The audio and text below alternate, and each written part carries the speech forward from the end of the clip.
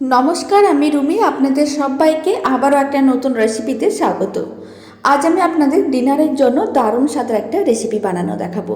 অল্প সময়ে আপনারা কিন্তু বানিয়ে ফেলতে পারবেন, আর অল্প কয়েকটা উপকরণ দিয়ে। রেসিপিটি শেষ পর্যন্ত দেখার জন্য আপনাদের কাছে অনুরোধ রইল। আর ভালো লাগলে প্লিজ চ্যানেলটি সাবস্ক্রাইব করে নেবেন। তো চলুন দারুণ স্বাদের রেসিপিটা বানানো শুরু করা যাক। প্রথমে একটি কড়াইকে গ্যাসের উপর বসিয়ে দিয়েছি। কড়াইয়ের মধ্যে দিয়ে দিচ্ছি 2 চামচ সরষের তেল। সরষের তেলটা খুব ভালো করে গরম করে নিয়েছি। এখন এর মধ্যে দিয়ে দিচ্ছি 1 চামচের 4 ভাগের 1 ভাগ 5 ফোড়ন, আর দিয়ে দিচ্ছি 2টো শুকনো লঙ্কা ফোড়ন। ফোড়নগুলোকে 10 সেকেন্ডের মতন ভেজে নিতে হবে।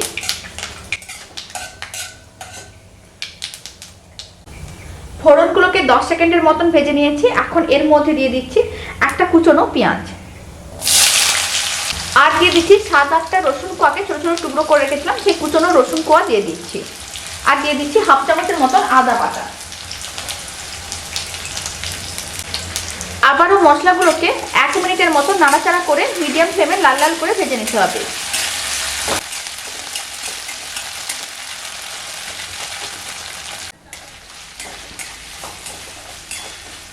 মশলাগুলোকে 1 মিনিটের মতন মিডিয়াম ফ্লেমে নাড়াচাড়া করে নিয়েছি। এখন এর মধ্যে দিয়ে দিয়েছি সামান্য পরিমাণ হলুদ গুঁড়ো, 1 চামচের 4 ভাগের 1 ভাগ দিলাম। আর দিয়ে দিচ্ছি 1 চামচের 4 ভাগের 1 ভাগ জিরে গুঁড়ো। সমস্ত মশলাগুলো আমি এখানে 1 চামচের 4 ভাগের 1 ভাগ করে দিচ্ছি। আর দিয়ে দিচ্ছি সামান্য পরিমাণ ধনে গুঁড়ো, আর লঙ্কার গুঁড়ো দিয়ে দিচ্ছি 1 চামচের 4 ভাগের 1 ভাগ। আবারও মশলাগুলোকে একসঙ্গে খুব ভালো করে মিশিয়ে নিতে হবে।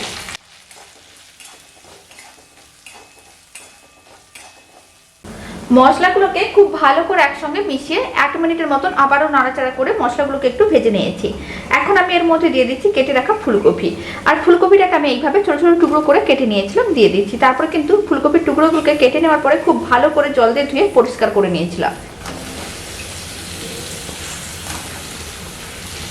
আর দিয়ে দিচ্ছি বেশ কিছুটা পরিমাণ কুমড়ো। এখানে কুমড়োগুলোকেও একইভাবে ছোট ছোট টুকরো করে কেটে নিয়েছি।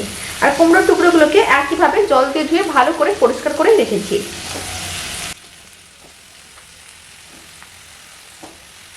আর দিচ্ছি একটা কেটে রাখা আলুর টুকরো। আলুটা কিন্তু অপশনাল, আপনারা চাইলে দিতেও পারেন, নাও দিতে পারেন, তবে একটু আলু দিলে খেতে কিন্তু বেশ ভালো লাগে। এখানে আমি একটা বড় সাইজের আলুকে এইভাবে ছোট ছোট করে টুকরো করে কেটে নিয়েছিলাম।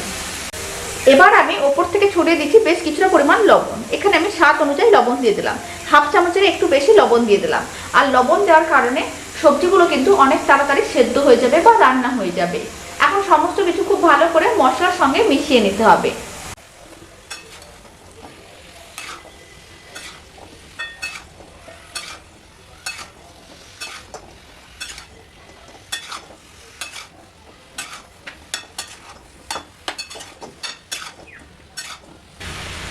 মশলার সঙ্গে সমস্ত কিছু খুব ভালো করে মেশানো হয়ে গেছে। এখন 5 মিনিট এইভাবে কন্টিনিউ নাড়াচাড়া করে একটু ভেজে নিতে হবে মশলার সঙ্গে, এতে খেতে অনেক বেশি ভালো লাগবে। 5 মিনিট কিন্তু ফ্লেমটা মিডিয়াম টু লোতে রাখতে হবে। এইভাবে কন্টিনিউ নাড়াচাড়া করে হালকা লাল করে ভেজে নেব।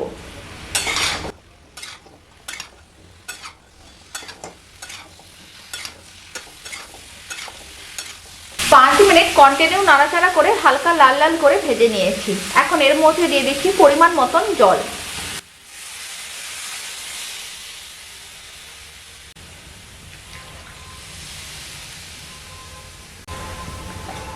এবার জলটাও কিন্তু খুব ভালো করে একসঙ্গে মিশিয়ে নেব।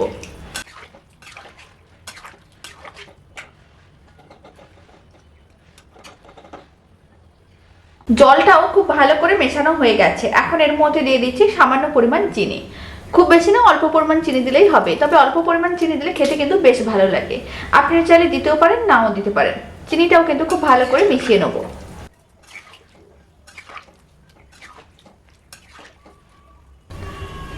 চিনিটাও খুব ভালো করে মেশানো হয়ে গেছে। আর আগে থেকে কিন্তু স্বাদ অনুযায়ী লবণ দিয়ে রেখেছিলাম।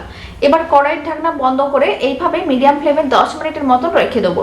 এতে সমস্ত কিছু খুব ভালো করে সেদ্ধ হয়ে যাবে, আর রান্নাটা কিন্তু অনেকটাই ঘন হয়ে যাবে। অল্প তেল মশলা দিয়ে বানানো এই রান্নাটা ডিনারে রুটি পরোটার সঙ্গে একবার বানিয়ে দেখতে পারেন, খেতে কিন্তু ভীষণ ভালো হয়। আর বাড়িতে বানালে কমেন্ট বক্সে জানাতে একেবারেই ভুলবেন না খেয়ে আপনাদের কেমন লাগলো। এবার আমি আপনাদের 10 মিনিট পরে দেখাচ্ছি।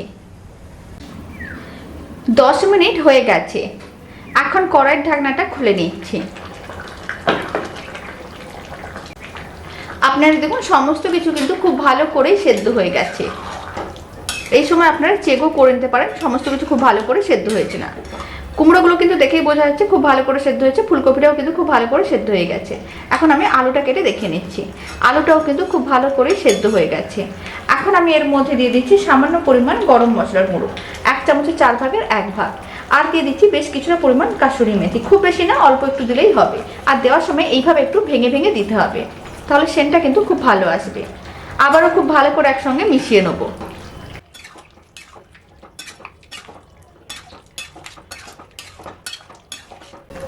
সমস্ত কিছু খুব ভালো করে মিশিয়ে নিয়েছি।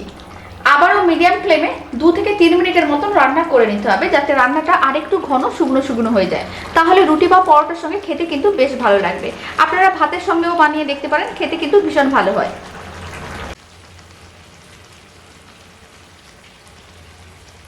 মিডিয়াম ফ্লেমে 3 মিনিটের মতন রান্না করে নিয়েছিলাম। রান্নাটা কিন্তু বেশ ঘন হয়ে গেছে। এখন ফ্লেমটা অফ করে এক সাইডে রেখে দিচ্ছি। আর রান্নাটাকে একটা ছোট্ট পাত্রের মধ্যে সার্ভ করে আমি আপনাদের দেখাচ্ছি কেমন হয়েছে। রান্নাটা কিন্তু একেবারেই কমপ্লিট। এখন একটা ছোট্ট পাত্রের মধ্যে কিছুটা রান্না সার্ভ করে নিয়েছি। শেষ পর্যন্ত দেখার জন্য আপনাদের অসংখ্য ধন্যবাদ। আর রেসিপিটি বাড়িতে বানালে কমেন্ট বক্সে জানাতে একেবারেই ভুলবেন না খেয়ে আপনাদের কেমন লাগলো। আর ভালো লেগে থাকলে প্লিজ চ্যানেলটি সাবস্ক্রাইব করে নেবেন, পাশে থাকা বেল আইকনটি প্রেস করে নেবেন নতুন রেসিপির আপডেট সবার আগে পাওয়ার জন্য। তো চলুন ভিডিওটা আমি এখানেই শেষ করছি। আপনারা সবাই ভালো থাকবেন, সুস্থ থাকবেন। আপনাদের সঙ্গে আবার নতুন রেসিপি নিয়ে দেখা হচ্ছে।